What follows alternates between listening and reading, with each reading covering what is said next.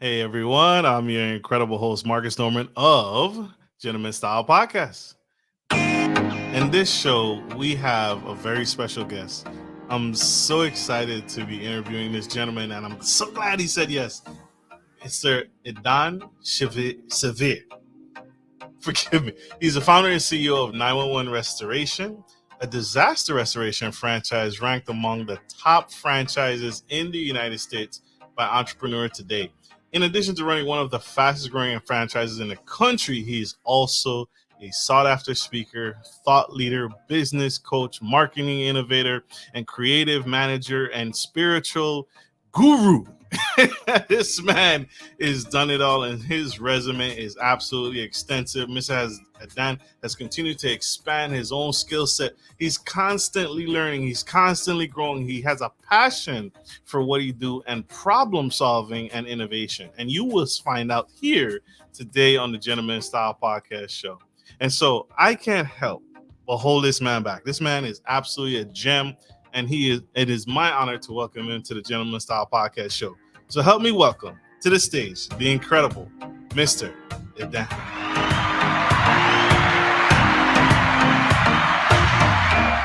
Welcome, sir. Thank you for being here on the Gentleman Style Podcast show. Thank you very much. I'm excited to be here with you. I'm excited to have you, sir. It is my honor to host you here today.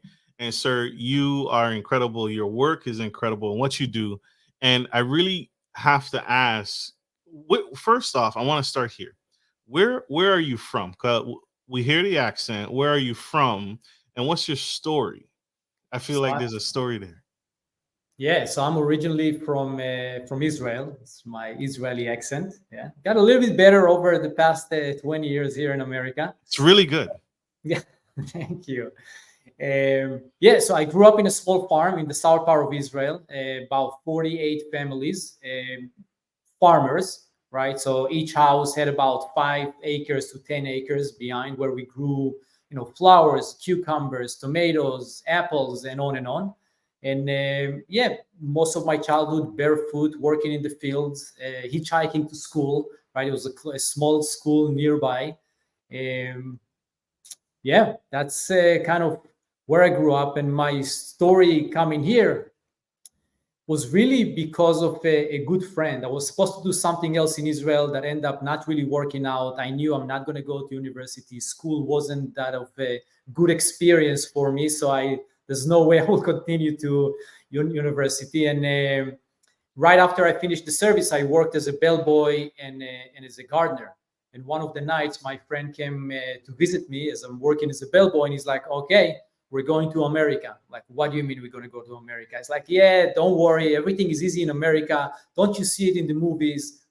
Money grows on trees. Every house is a mansion. So easy to get cars. We're going to America. And I told him, listen, I don't think this is what I'm going to do. But I woke up a day after in the morning. I called him. I said, you know what? Based on the options we have on the table right now, America sounds the best option. And so working as a bellboy, as a gardener, I was able to save $1,000. That's only what I had. And we came to America, not really speaking the language, not really knowing the culture. We just had this mindset of we're going to figure things out. And 20 something years after, it's been a hell of a journey. Yeah.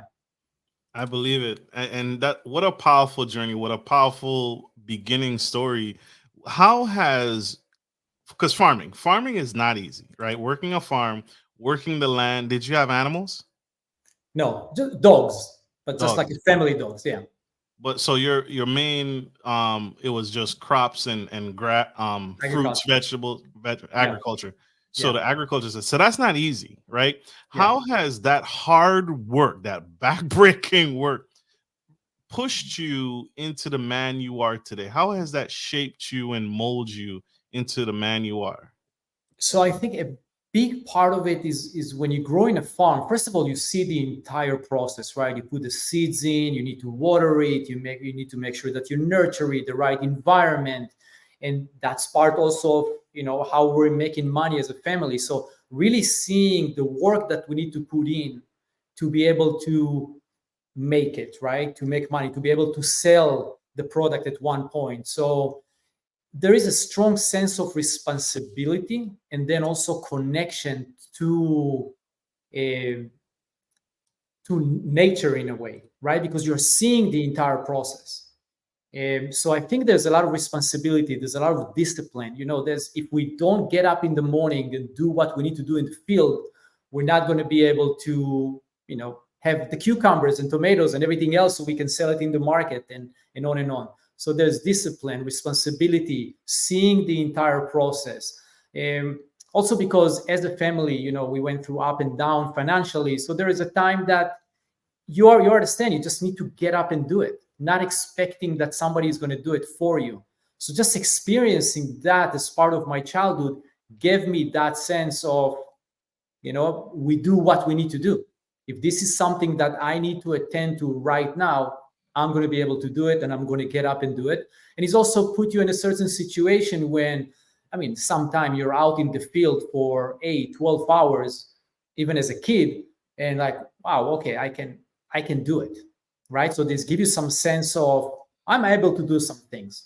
Like, look at me. My parents gave me the responsibility. I was able to get out there and I made it happen, right? So I think that is a big part of kind of the way I'm approaching these things today that comes up. And there is a very innate part of if this is what we need to do, we're just going to go through it and do it. That's good. You have a heart, and you have I love the fact that you have something, and your parents and your family instill something in you that I think is missing from a lot of people, right? Missing from a lot of younger people, because working in a farm, you're doing a lot of work today for future results, right? Yeah. So when you plant that cucumber, when you plant that apple seed, when you plant those grapes, you're not getting a return or ROI on your investment now, but you're thinking long term, and it instills something in you. One of the many things I think it instills in all of us. My parents, we didn't have a farm, but we had goats. My grandpa had goats, and I had to take care of the goats, feed the goats, water the goats, and the goats kind of took care of everything else, right? They eat the grass, and they do that stuff, and they made, and they and stuff like that. But it teaches you delayed gratification, Yeah. right? What I do today, the work I put in today, I'm not going to see it tomorrow. I'm not going to see it next week. I might start to see it in a couple months, but the real fruit comes much, much later on. But if I keep planting these seeds, if I keep toiling this soil, if I keep irrigating this land and nurturing it and making sure it's healthy, it's going to pay off. Yes. And that's I think that's what's missing from Yeah. businesses, from people. They want to build a business today. And Oh, absolutely. And this yeah, is, you just brought up a great point because, as part of being in is a franchise system, I get to work with a lot of business owner in the franchise system and outside of the franchise system. And what you just brought up is such an important part of building a business because a lot of people have a very short term thinking, like how can I make money right now? sure. Not thinking about the idea of adding value is exactly the way you put it just now was beautiful. Yeah, but I'm seeing it every day sometime, right? I mean, even building relationship with large accounts, right? Sometimes the account, if it's insurance company or other companies that we work with, in the beginning they will give you the smaller projects, right? Because they want to see the relationship, they want to see the level of work, the level of communication. And we see some business owners that say, I'm not going to do the small project. When they want to give me the big project, then I'll take it. And I'm like, no, you're missing the point here, right? Because this relationship over the next 10 years, over the next 20 years, that can really change your life. But right now, you're just seeing what is in front of you. You're not able to see the length, the relationship. So yeah, I think it's a huge one. Is I love, despite who you vote for politically, I really learned a lot from meeting people from different cultures, not Oh, just reading about you, but at one point in my business career, business development, I had Airbnbs, and I met a gentleman from Egypt. And so one of the unique things that he shared with me, because he it was totally peculiar. As the Airbnb host, he invited me out to dinner and he cooked for me. He made me a whole meal and he just wanted to sit down and talk to me and get to know me. So I went and we sat down in my own house and we got to know each other. And he shared with me that in Egypt, they don't borrow money, they don't believe in debt. And I think a lot of cultures follow that same mindset, that they don't believe in that. So imagine trying to build something with, in your case, $800, right? Mhm. But you can't borrow money, you can't get a loan, and so it forces you to evolve Yeah. as a whole new man, as a bigger person. And I truly, I still admire this gentleman today, and his mindset is just phenomenal. And I think most people who come from nothing and come from that hard work, you guys are unstoppable. I think it's because we look at opportunities from, I think we look at everything from a place of how can I do more with less, Right. right? That's what and over time it's become, if I speak with somebody that want to build a certain business, and he will be putting a huge list of what he needs to do to build the business, and it's really creating so many barriers. When I look at it, or somebody kind of with the same mindset is like, okay, hold on, we can start here and create the first big step without really borrowing money or bringing investors, right? And we're going to build it through sweat equity. And then at one point, yes, you need to scale the business and you grow faster. But there's absolutely ways to do much more than what most people think with much less, right? Because especially today, I mean, look, you can get any information I think that you want or you need for the growth of your business on YouTube or many other podcast channels, and it's free. And there's so many people out there, like what we do right now, are happily giving their time to share their insight and different inspiration and different tools and different things that they created to offer that and share it, right? Of course, everybody want to gain something or build a relationship or get some exposure from it, but there are so many things today that are available and cost nothing compared to 5 years ago, right? So there is so much that we can do today that costs nothing with the right mindset, as you just said. True. So Yeah. true. I think that gave you your edge, right? I think your ability to, number one, to understand what the benefits of delayed gratification, taking that small client today and nurturing that seed and building on it, right? If I take one client, then I get another client, and I continue to nurture these clients. And then the second thing you just talked about is giving and helping along the way, and realizing that it's going to pay off. And I need to work hard today, from the first client to the 100th client. Yeah. I'm going to continue to serve and serve well and work hard in business. Is huge, huge thinking. Yeah. So Yeah. I have to ask the question: when you realize you had this skill, well, let me say this. One of the things why I was going down the financial advisor road, I was working towards being a financial advisor, when I realized that financial advisors can't help you make money. Financial advisors cannot help you when you only have a little bit. They can only help you when you have a lot. So, in order for a financial advisor to help you and work with you, or even take you on as a client, you already have had to have made your wealth, and then you come to them. Well, I wanted to serve people, hence why I created a podcast where experts like yourself can take someone who has a little today and nurture them with information, knowledge, and wisdom, and then grow their seed. Let's say that, grow their seed Yeah. into something big. And now I can come to Idan, I can come to this business owner, that business owner, and now I can invest. But I've helped you along the way. You've helped someone along the way. You've helped a client from the beginning to the end. And so that's one of the reasons why I didn't go forward with the financial advisor back. I couldn't help people the way people need help, because not everybody starts off with $1 million, right? And Most, yeah. so that gets rid of everybody. Yeah. If I was a financial advisor to you and you first came here, I couldn't help you. No. I couldn't help you. And so that's huge, huge, huge, huge. What was the turning point for you that made you realize you wanted to own a business when you first came to America? Because I imagine you didn't come here with a business already, did you?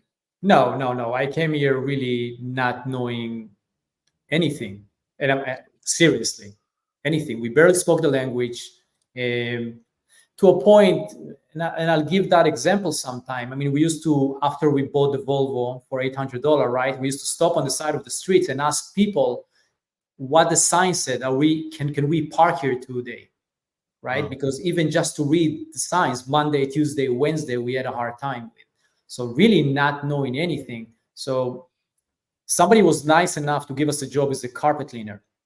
And you see, it trained us for 2 days. We didn't really speak the language, but there was a big part of it that, you know what, we'll figure it out. Let's just get out there. And another thing is, we didn't really have a choice. Like, it's not like I was in a position that after a month, if I'm not making it, I can make a phone call to my parents. Hey, can you send me another $1,000? I didn't have that option.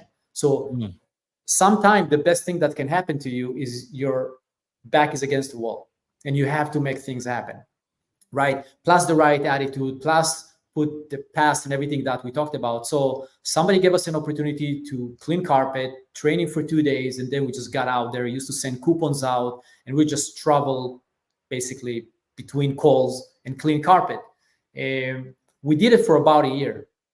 I knew that I want to find my own thing.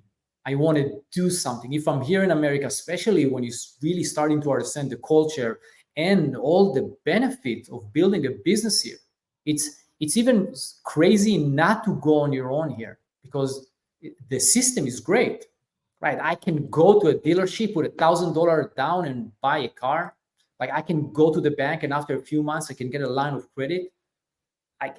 This is, where I came from, that wasn't available. And there is more than 300 million people. So we have a lot of people to work with, right? If I build a business in a small area, I still have millions of people to serve. The country that I came from at that point had 6.5, 7 million people in the entire country. So I'm like, okay, I'm staying here and I want to stay here because I see the opportunity. I need to find something that I want to do on my own, right? And through the carpet cleaning, just because a few times toward the end of the first year, we got a call for a flooded house. We knew nothing about water damage, mold, or fire. We just carpet cleaning all day long. And the first call that we got is we just went out there, we extract the water, we got paid $600. For us, it was a lot of money. We went out that night to celebrate by eating Chinese food. It was a lot of money for us. But as I'm standing there and I'm speaking with the customers and extracting the water and on, another company came in, and it was a water damage company. And they brought in blowers, dehumidifiers, and on, and they're setting up the equipment and pulling the floors. And I'm seeing the homeowners, and he's going through an emotional disaster. And the company is just getting to sign all this long contract. House is upside down. And I'm finding myself spending time with the homeowner, trying to be like, listen, I don't know much about this, but you're going to be okay. I'm sure they're going to explain it to you. So I'm finding myself spending time with the homeowners when the only thing that they do is creating this big mess. And a month after, we got a second call, and a month after, we got the third call. And at one point, I'm like, okay, I need to figure out this part of the business as well. Like, if we're getting the calls, also another part, I realized that they charge about $15,000. So my $600 now, it's nice. I'm very thankful. It's great, but I have an opportunity here to make an extra $15,000, and I probably can do it better than them because I care about the customer. Right. By the third time, we said, okay, I need to really understand how this business works. And I start every dollar that we made, we invested back in buying equipment. So a few months after, now I have about 15 blowers. I got a few dehumidifiers. I had the extraction machine, and we start to understand how this business works. So next time we got a phone call, we did the entire project. And now we jumped from making $600, $200, $300 to making $10,000, $15,000. This is a game changer for us. This is a lot of money. Right. And the other part that we really focused on is the customer experience. So I said, okay, if I'm going to get to this business and I'm seeing the rest of the companies that the only thing that they care about is getting in, getting out, building the insurance company, can I create a different experience in that business? Because I'm recognizing this, the people, when you wake up in the morning and your house is flooded, it's a disaster. Think about a mom that wakes up in the morning, go downstairs, everything is flooded. She have 3 kids at home. She need to feed them. She need to take care of them. She need to get them to school. Now the house is flooded. She have no idea how she's going to pay for it, how she's going to do it, how she's going to feed her kids. It's a chaos. And then a company comes in, don't really listen to her, not trying really to work with her, just making a bigger mess. Like, okay, that's not a good customer experience. I understand that these people are going through an emotional disaster. So we start creating and thinking about how can I create a unique customer experience within that market. And that's really what got us into, okay, so we can really build a business in the restoration space. So that's one of the turning points. So when you first got started, you weren't franchised. You were just buying the blowers and reinvesting your money and buying blowers and carpet. You started on your own. Yeah. We started on our own. Yeah, we didn't even think about the franchise. I just thought about $600, $15,000 customer experience. They're not being nice to the customer. I can be nice to the customer. So initially, people were calling you just to do carpets because just carpet cleaning. Yeah. And we spoke with the guy that owned the business. We said, listen, we want to do more of the water damage.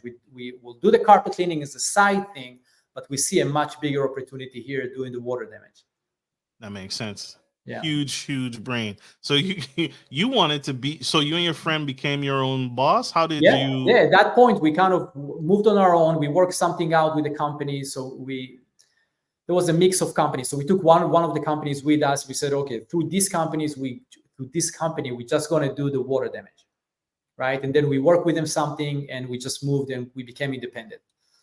And at that point, we had some relationship that we built with apartment managers. We got some calls for carpet cleaning, and we tried to figure out, okay, how can we generate more calls for water damage, right? So one of the nights after we became independent, we tried to do everything to generate work. One example is, how they used to give the small books for management companies, right? When you go by a store and then there's all the books everywhere.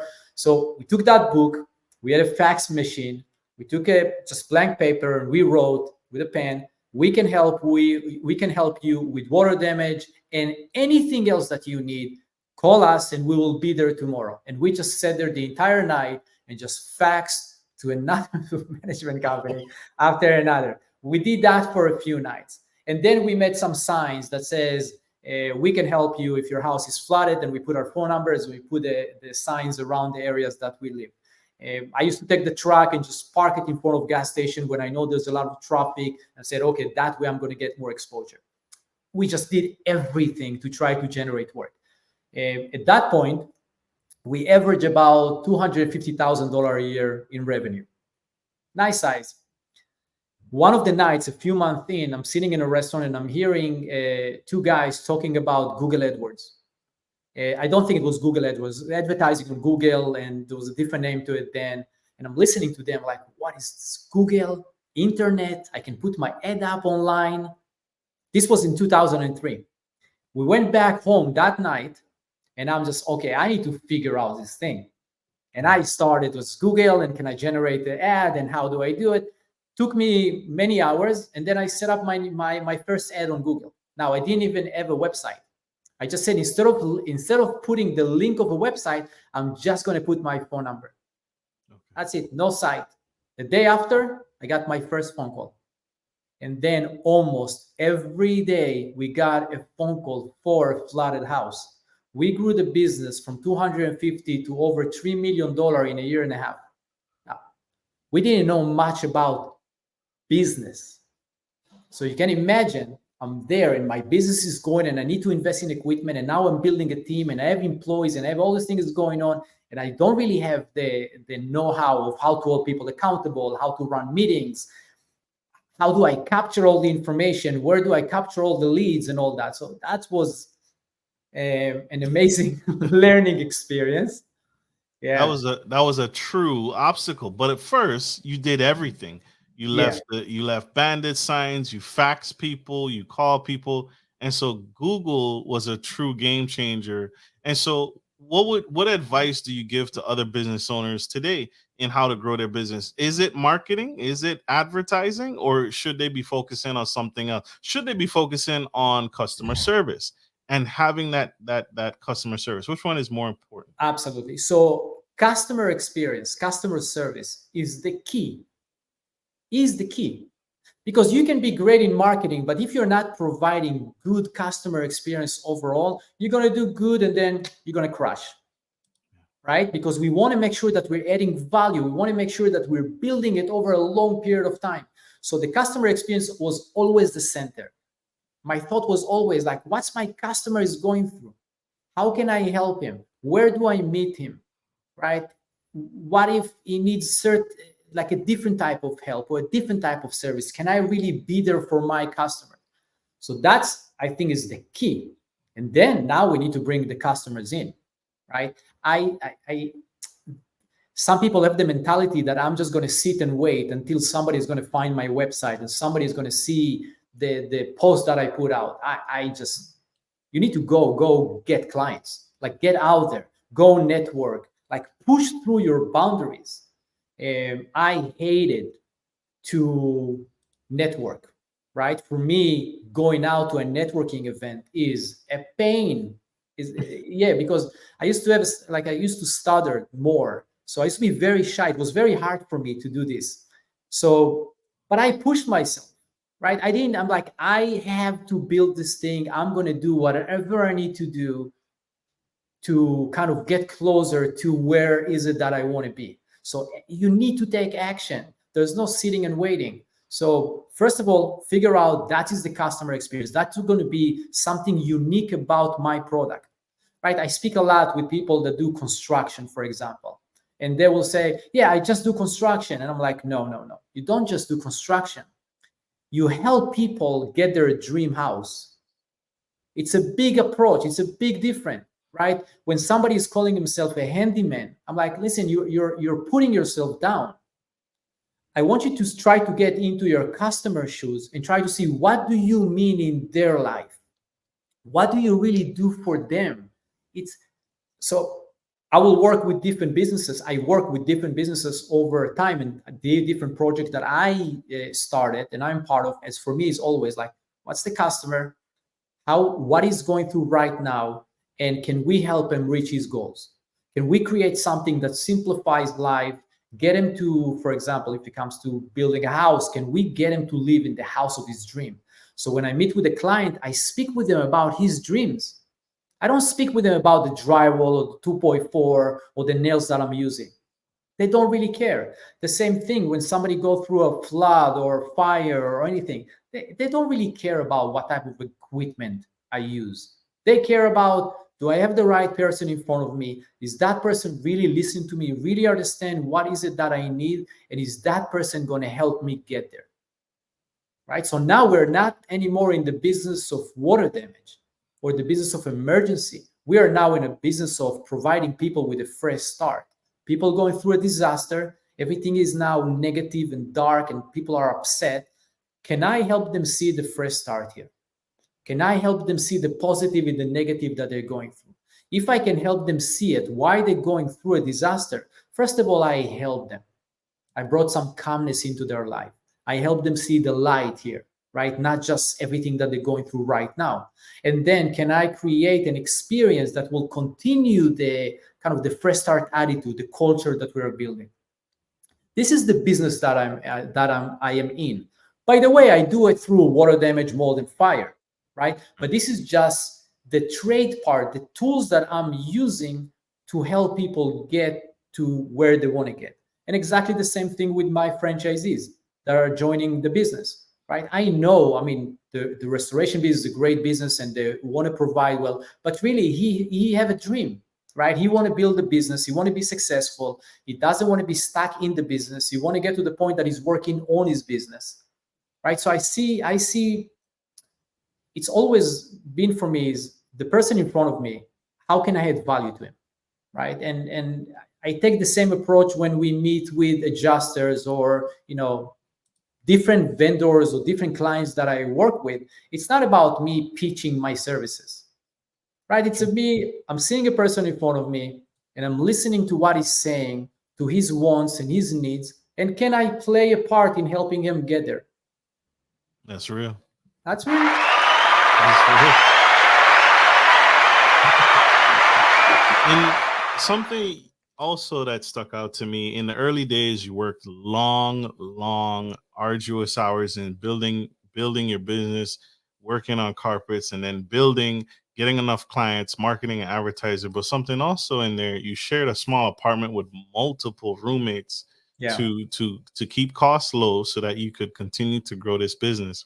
That's not easy. That's not easy. That's very, very hard to do. How did you maintain motivation and focus during that time? What kept you going? Is there a young lady, a family member, or what motivated you? It's honestly, it was actually a pretty amazing period of time. Living with five guys in a one-bedroom apartment, and I'm saying it from a point of, look, we all came here, we all trying to make it. Everybody in his own way, but it was very.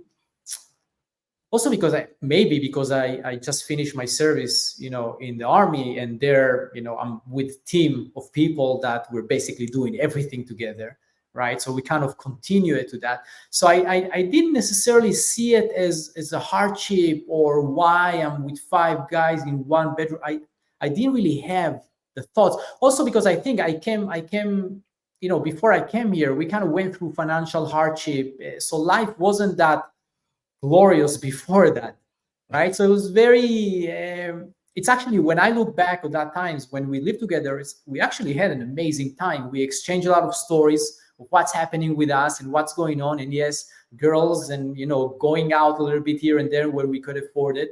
But yeah, in my mind, that was exciting time. That was a time that it's kind of the beginning of our journey, trying to understand what's going on here. Try to understand, like, okay, did you go to the bank and what did it tell you and how did it work? Okay, so maybe I need to go to the bank and I will do something else. So each one of us tries something else, right? With building his businesses or trying anything else that you come here as an immigrant, and we're sharing a lot of information. We're learning from each other. So it's even can be that it scaled my learning here, right? Because it's not only me now, I'm sharing it with 4 other people and everybody's putting their insight and ideas. It's kind of like a think tank in a way, even. Makes sense? Makes sense. Makes sense. 2 is better than 1, right? It's like you can try ideas. You can come up with new ideas from marketing. You can hey, you try this, and everybody, every day we're a little bit better, we're a little bit more, and we're growing every single day. That's entrepreneurship at its core, and that's leadership at its core. Because in order to lead, you have to follow. And so everybody is a leader in what they're good at. But you're also taking a step back and saying, I'm not the best at this. And so, hey, you give this a try, because you maybe you speak the language better, right? Because you said you had to battle that language barrier. And so maybe there's someone amongst you who's better at speaking, so they can do this. They can go out and talk to clients because their English is maybe a little better, or you're better at, or maybe you're handsome, maybe you're the ladies love you. So you have to leverage that. So Absolutely. That's leadership. So before we are going to be right back. We got to go pay some bills with our sponsors. Don't go anywhere. Stay tuned. We'll be right back. Baby Gear Services DMV specializes in high-quality baby gear rentals in the Maryland and DC metro area. We have a wide range of baby gear items for rent, including wooden cribs, car seats, high chairs, and more. We also offer seasonal specials and free delivery. Our prices are very versatile to cover every budget. Wooden cribs start at $17 a day, high chairs and even car seats start at $5 a day. Check out our website, www.babygear.com, www.bgsdmv.com.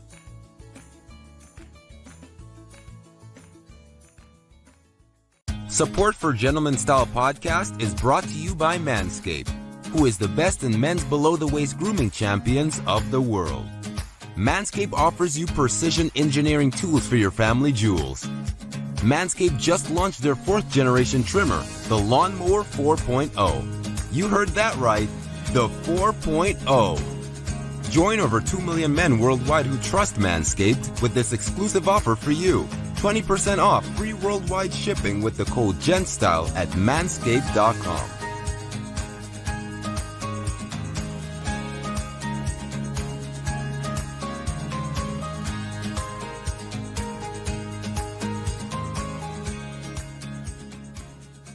Hey guys, this is your boy Marcus Norman of Gentleman Style Podcast Show, and we are here in Patrick Henry Mall, Newport News, Virginia. We're actually here for something unique just inside. Something new, brand new that we want to explore together. You guys ready? All right, here we go. Here we go.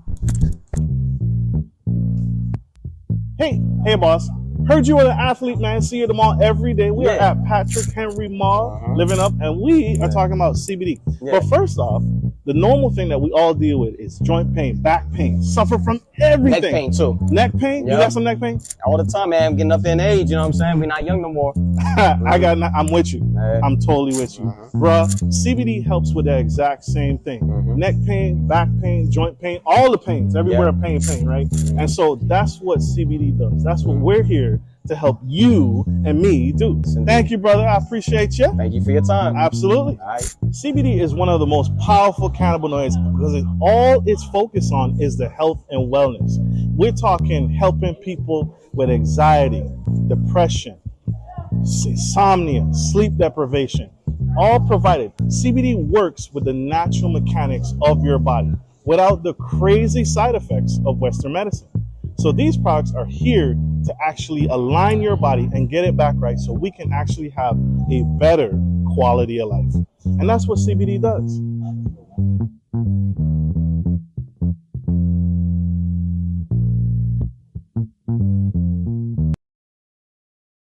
We are back in the Gentleman Style Podcast Show, and I have this incredible speaker, this incredible man who's made time for us today, Mr. Idan, and he's here shaping the world, shaping our mindset, and shaping us, helping us figure out business, marketing, sales, advertising, and for me, that don't quit attitude, don't give up, right? Push through. A man who comes to the United States from and build something, and you know what?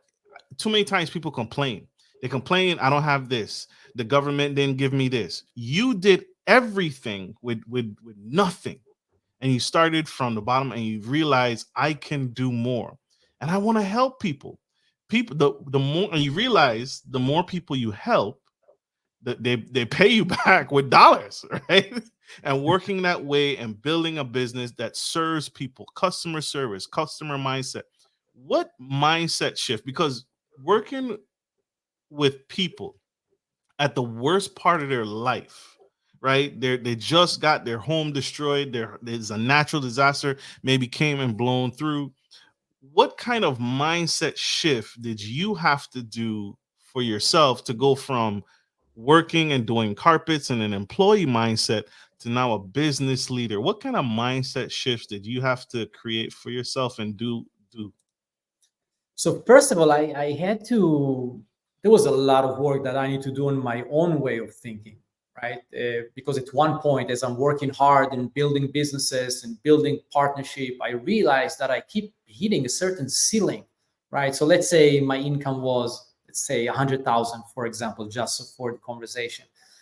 And I noticed that, I work 80 hours. I have one business. Okay, and I'm trying to break through this 100,000 limitation a year. And then I'll open a few other businesses in partnership. And I'm thinking that this is how I'm going to break through. And I'm making a little bit more, but going back to this 100,000 or below. And then says, you know what? So I'm just going to work harder. And I keep finding myself hitting the same ceiling and kind of going down, hitting the same ceiling, going down again, hitting the same ceiling. At the same time, I'm working and I'm being creative and I'm doing everything that I do. And then at one point I realized, like, okay, what's going on here? There's something else in play. I'm feel like, okay, there's another force that keep holding me at a certain point. And then I was like, okay, I'm reliving the same patterns as where I grew up in my house in the farm, kind of doing good and then losing everything, doing good and then losing everything. So that got me really to, okay, so there is another part in me that I need to start paying attention to. And then during the same time, when I started doing more of the inner exploration, when that thing opened up, I heard somebody says, before you're trying to figure out the world out there, trying to figure out the world inside of you. And I'm like, what does this guy mean, the world inside of me? This is the world. That's it. Right. And then I started paying more attention. And I started going through this inner work journey and looking at my mindset and start paying attention to my thoughts and paying attention to my pattern. And I'm like, why? I'm noticing now that I kind of have the same thoughts every day. And I'm kind of seeing my patterns of behavior, of a long pattern, short pattern. I start recognize this thing and taking notes. And I was lucky enough that I was surrounded with some people that were patient with me, but also saw more in me than what I saw in myself. And, wow. And when you have those people in your life, it's like, okay, if I spend more time with them, they will be kind of holding space for me to look at certain things that it's not fun to look at, right? There's some parts of us that we don't want to face, right? Especially when you understand how our system works, our operating system works, your mind will do everything to take you away from it, because that means pain, to go back to some unprocessed emotional things that are stuck in your energy field, right? So when I start doing the inner work and I start seeing the areas and the patterns and see how they start shifting just because I bring light to them, they're processing through my system, suddenly I'm breaking through my ceilings. Now I'm saying, all that, I didn't work harder. I didn't go open more businesses. And now my business is growing and my relationship with my team is changing. And I think that my certain abilities that I have are just coming online, right? And so that was kind of a big shift in my life. And after that, once I have more space and I start feeling more comfortable in my own skin and seeing the difference just by doing the inner work, the second part was strengths and weaknesses. Now, I arrived to it from my own experience. And I'm sitting there all done. Now that I'm feeling more comfortable with myself and I see how I can change stuff by doing the inner work and I'm breaking through all the ceiling that I really had a hard time to break, why I'm trying to do everything in the business? Why I'm trying to get good at operation when I see that my skills are really getting out there and building relationship and more of a vision and strategy? Why I'm trying to get good in operation? Why I'm wasting time and trying to be good at accounting? And I said, okay, what will happen if I'm going to start putting more time in the things that I'm really good at and let go a little bit of the things that I'm not as good at? Because I had a team at that time. My team started growing at that time. And now I start seeing what it means to build momentum in the business. Okay, so the same thing that I'm being through, let me look at my team and see if they're working on their strength or their weaknesses. Can I be now that person for them? Because I understand that they're able to do a lot more that they can do. The same thing with me. There's nothing special with me. So when I start working with my team, I'm like, okay, I know that you have a lot more in you. Let's figure out what's really your strength. What's really your passion? What is the thing that will get you excited and creative and want to go and do it? And what is the areas that is really hard for you and you feel like you're being drained doing them? So the same process I did with me, I did the same thing with the team. So now momentum just got really is going now, right? And so that will be kind of like a second step as we're going through the transformation. Exponential growth. He learned delegation. That he can delegate the tasks he's not so good at and then work on the things that he is good at and then wash, rinse, and repeat. Let me help you. Let me help show you. What do you want to do in the company? What do you want to be? What are you best at? Again, going back to the apartment complex, you see how, and this is why I keep bringing it up. His past experiences help propel him as a leader. He took working at a farm, the hard work, the determination, the grit. We don't have grit. People just want to start something. I want to be rich tomorrow, right? Working on a farm, delayed gratification. All his past experiences all helped him in business, and now he's teaching basically core principles of business: customer service, serving people. Let me help you. Let me make your house beautiful again, because that's what he's really doing. He's not in the disaster business, he's in the beautification business. Because oftentimes when people lose their home, they're at their lowest, but then they look back at their home and they're like, wow, my house is more beautiful, more luxurious, nicer than what it is. And that takes a whole different other human being to get to that point and to get to that space. Sir, so you had a business already doing restoration. Why go into franchising when you've already proven that it works? Why do a franchise? Because you're already doing it on your own. Can you Yeah, speak to that, yeah. your thought process there? So end of 2005 is when Katrina happened. And at that point, we had, 7, 8 trucks. We had a lot of equipment. We have a great team in place. And I said, okay, let's go out there and have an experience of how to work in an area that really went through a disaster, a major disaster. So we sent a few trucks out there. I joined the team a few days after. First of all, it was devastation. It was terrible to see what people are going through. It was a huge mess. But there was so much work. Like every house needed to be treated.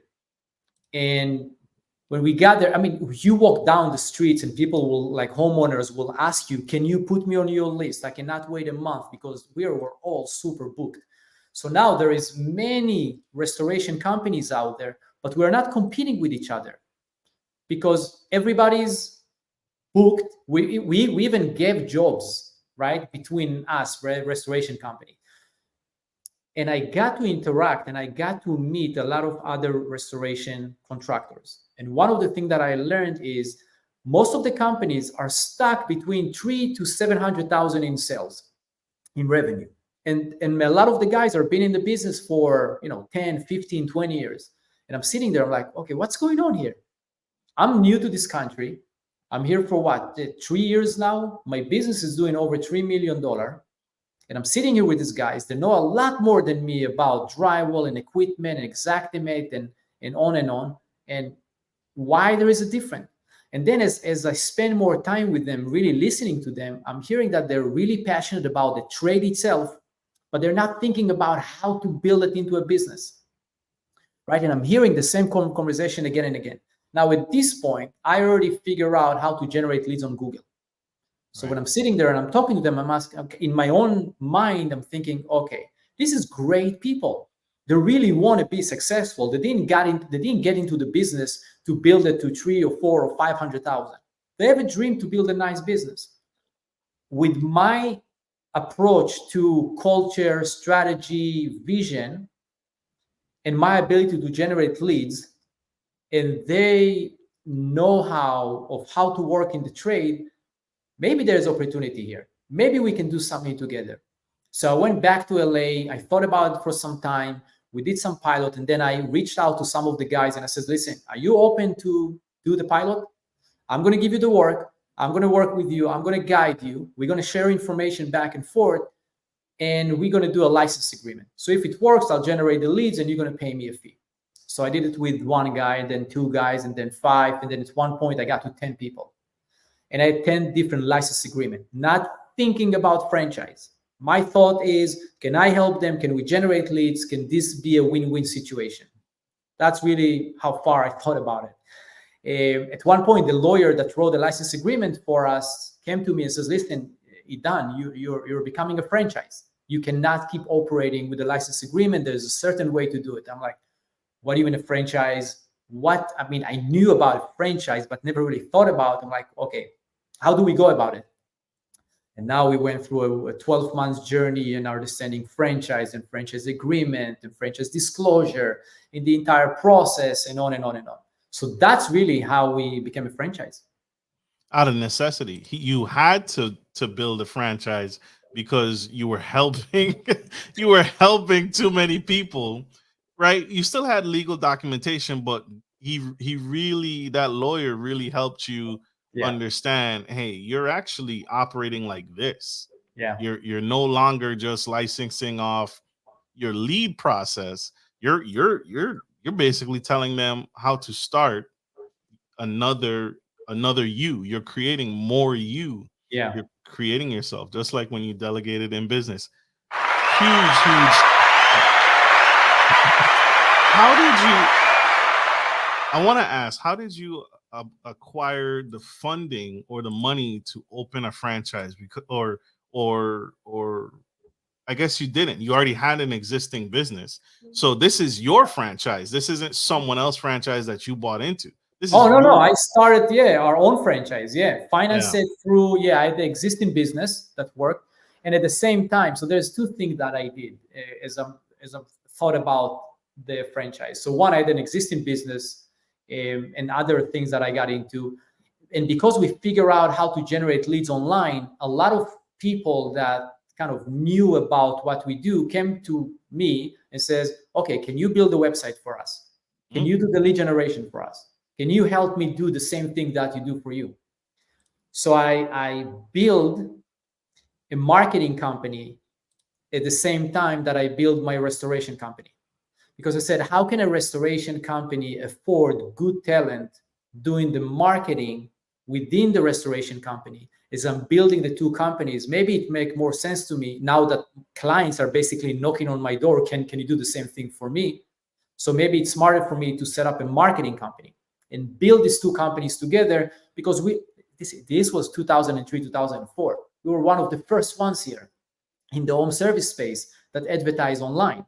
So I built the marketing company. So now I have two companies that are generating profit and taking the profit from both companies and reinvesting it back into the franchise, right? So this is really how we finance building the franchise, right? And when the time was right, when we had enough franchisees, we said, okay, my goal really, I'm seeing the real value, the real opportunity is building a franchise system. This is really how we can impact and help and really grow across the US and Canada, right? So at one point, I start saying goodbye to my lead generation customers, and now move the marketing company as a department part of the franchise company, right? Because at that point, I start looking at the franchise as, okay, let me look at the business owner that start his new franchise, right? He's going to need help with training.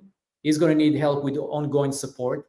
He's going to need help with accounting and finance, and he's going to need help with lead generation. So I start looking at the business as different departments.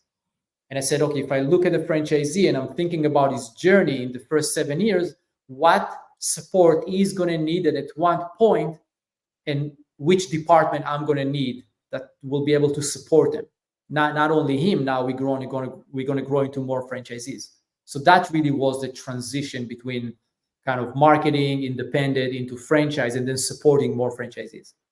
Absolutely. What were some of your biggest obstacles transitioning from an independent business, handing out licensing agreements and basically leasing out your services, to starting a franchise? What was a obstacle that you wasn't expecting? It was really difficult, kept you up at night, those nightmares? So there's a lot of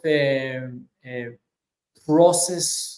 So when you move into becoming a franchise, it's very process oriented. There's a lot of legality. We need to go through an audit every year. So now the level of organization, we cannot, it's just a different level, right? And for me, I'm more strategy, vision, let's go, go, go, go. And now it's like, okay, we need to go, go, go, but there's also now processes. There's also organization. There is also a lot of things that come into place. And really do better work when when the customer experience is a very important part, I think now I have 20 franchisees spread around the country. We're talking to them as often as we're talking to them. But how can I get the mission and vision really being adopted by our franchisee, right? Because I have this idea of the fresh start, and this is what we want to represent, and the customer experience. Now I need that story, that culture to bleed all the way down to the customer. Right. So if the franchisee is not fully buying and he's not communicated to his team, I'm going to lose the customer experience part. Right? So in one way, it's become very process oriented because now we need to go through everything that we need to go through. But the other part, I'm finding myself repeating the story and just being in front of the franchisees and explaining the fresh start again and again and again. And how can I get them to buy in a way that they're singing the same song to their team? Like at one point, it's not one point, I mean, it's still today, we have certain sentences on the technician shirt, right? Be the different, be the positive in the negative. Like we have this statement everywhere that we can, just to keep bleed it in through everybody, so our customers will feel the same thing, right? So culture become a very, very important thing. And I thought, okay, I mean, it's pretty obvious to me, so maybe I need to explain it once or twice and people is going to get it and they're going to adopt it, and this is how it's going to be. And then I'm finding myself that is not as simple. Why did you name the company? Why did you name the franchise 911 Restoration? How did you come up with that? We drove down. I have this moment in my head. It's me and my ex-partner in the business. We're driving down here on Ventura in the Valley. I'm like, okay, we need a good name to the company. What can we think about this? What we do emergency and we do restoration, right? So we need something that says emergency, 911, right? And we thought that there's no way that this name is available. There's got to be a company that already took that name, because I need to take that name now to the entire country. And no, the name was available. Yeah, wow. We thought it's so perfect because people understand 911 is emergency and restoration is. That's what we do, right? So it clicked. Who's your best client? Do you work more with the homeowner, or do you work primarily with the homeowner insurance company? Who's your client when helping someone? Both, right? Both. So in the industry, it used to be my client is the insurance. No, my client is the homeowner. No, my client. No, both are our clients. We want to make sure that we do best with both of them. Before it used to be, I'm going to work with the homeowner called me, so I'm going to work with the homeowners. I don't really care about the insurance company.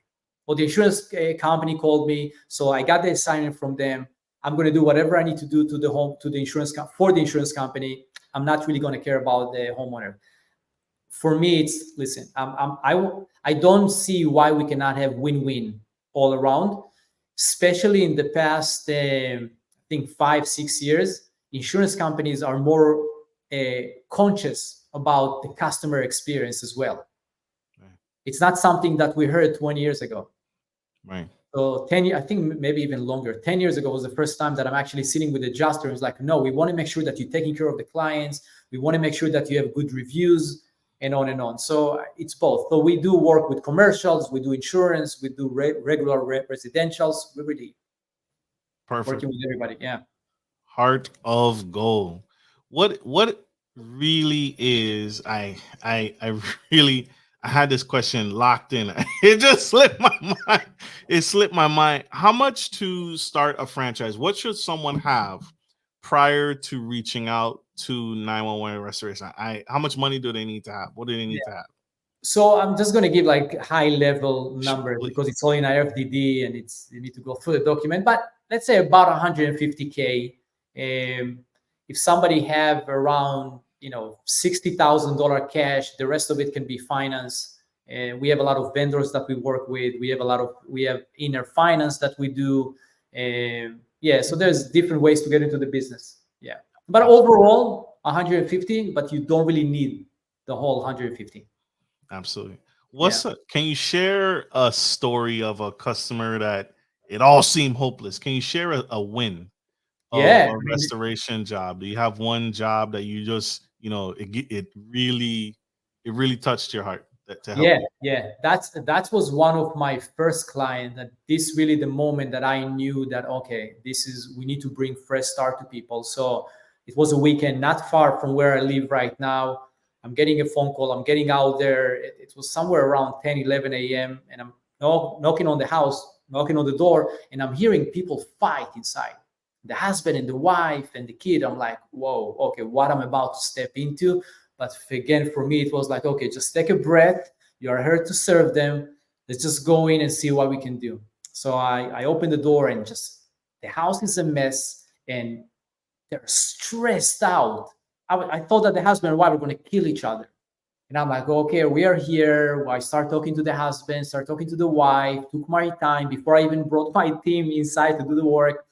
And probably 10, 15 minutes in, everybody like, okay, they came down a little bit. Now we can actually talk to them and try to see how are we going to get this project done. I end up spending there a few days. And yeah, we finished the job. Everything worked great. Then I think a week after, I'm getting a phone call. I'm answering, is the husband. I'm like, hey, John, how are you? What's going on? How can I help you? He's like, Idan, listen, everything is perfect with the job. I'm just having a hard day. And you know what? When you came to our house, you brought something with you. And now when I'm going through a hard day, I feel like, you know what? Who can I reach out to? And I called you. I'm like, wow, okay, this is special. Right. So I spent some time with him on the phone. And then when we hanged up the call, I'm like, okay, it's not just saying it. As a company, we can really impact our client. We can really bring them some sense of hope, some sense of calmness, listening to clients, right? It's not a small thing. I mean, how many times you meet people or even husband and wife, like, can you just listen to me? Never listen to me, right? So I recognize just being there for people and listen to them is a big deal. It's not something just to, just listen to you and on and on. No, it makes a difference in people's life. And after that phone call, I'm like, okay, this is the company that I want to be. That's what I mean by a fresh start. A fresh start, every moment carry unlimited amount of possibilities. When you're going through a disaster, just a different perspective. Just letting somebody speak, just being there for somebody can make a huge difference, right? And the way I start communicating it is, look, I mean, and I'm seeing the husband and wife about to kill each other. And I'm thinking, if we created more mess and we didn't bring this calmness and the listening and everything that I described, how would the rest of their day will look like? Poor daughter, how would she do with all the stress and everything that's going on in the house, right? So this is one scenario if we're not really paying attention to the people in front of us. But what if we're showing up and we're really listening and we're really trying to be there for people? Look what a change we can bring into people's life. So that was for me a moment of, okay, this is the company I want to be.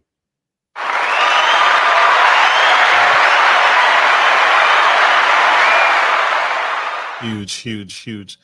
This is epic here.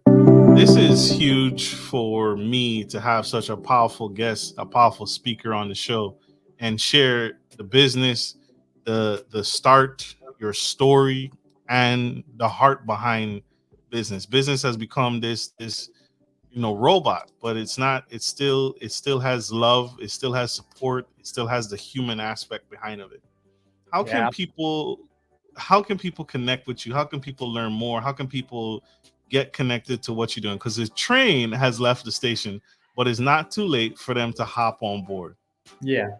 So if somebody is interested in the franchise, there's 911restorationfranchise.com. For me, I'm more active on LinkedIn, and my name is very unique. So Idan Shpizear, and then it will be very easy to find me on LinkedIn. And for the people that want to get into the home service industry and they want to learn more, I wrote 3 books and I publish videos and everything, really helping people go through the process. And it's called Get Out of the Truck. and there is tons of free information and free tools. I took it on myself as a project when COVID started, just to try to add more value to people. Huge. If you had that one more nugget in the hat, that young man, that young girl out in the audience that wanted to start a franchise but wasn't sure, right? They wasn't sure if they should not wait, they should go, they should do it. What would you say to them right now watching this? So my thing is always go. There is no reason to wait. The waiting part is, what are you waiting for? But at the same time, I will say, see that this is something that is really aligned with you. Don't just chase things because they sound good, right? Don't just try to ride trends because it's the cool thing and people around you telling you that this is the cool thing. When you think about it as a long-term success, because it's very important to think in long-term, because many people are overestimating what they can do in 1 year, but underestimating what they can do in 10 years, right? So I see a lot of people trying to get in just because it sounds good. But then when you're going into something, when you understand your innate abilities, your strength, and you double down on your strength within a franchise system, just go for it. Don't wait. Don't wait. Just do it. Just do it. Thank you, sir.